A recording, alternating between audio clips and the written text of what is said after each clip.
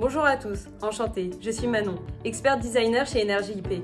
J'ai choisi d'intégrer Energy IP il y a 2 ans car les outils qu'ils utilisent sont très performants. En effet, ils permettent de livrer un bâtiment en temps et en heure, et c'est cette efficacité qui m'a tout de suite plu.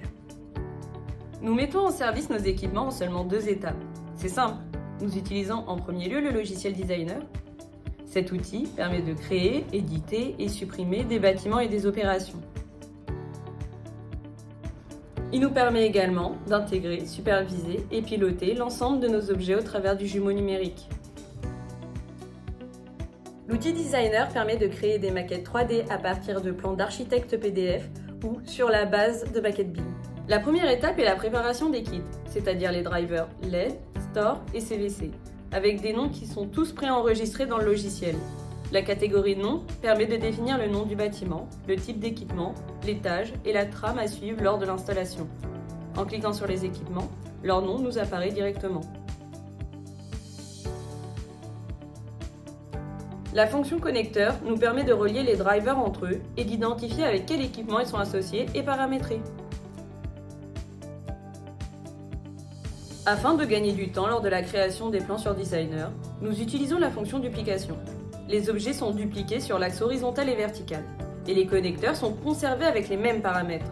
La duplication est intelligente puisque les noms des équipements sont assignés de manière logique en suivant automatiquement les consignes données en amont. On peut choisir le nombre de fois où l'on va dupliquer les objets, ainsi que leur positionnement.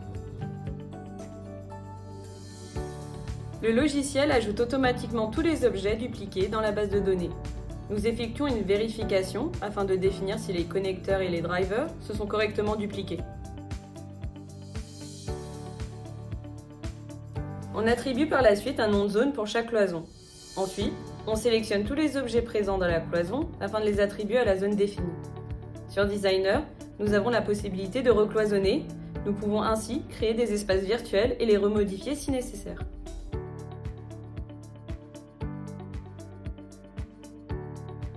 Une fois tous les équipements positionnés sur Designer, nous obtenons une vue représentative du chantier, avec une vue du compartiment et du bâtiment en 3D. Grâce à cet outil, il est possible de se déplacer virtuellement dans le bâtiment et d'obtenir une vision plus précise du travail effectué et des objets implantés, notamment avec la possibilité de voir la hauteur des équipements.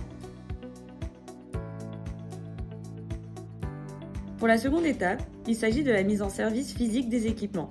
Nos équipes se rendent sur le chantier pour effectuer les dernières actions à mener. Nous utilisons l'application Energy IP.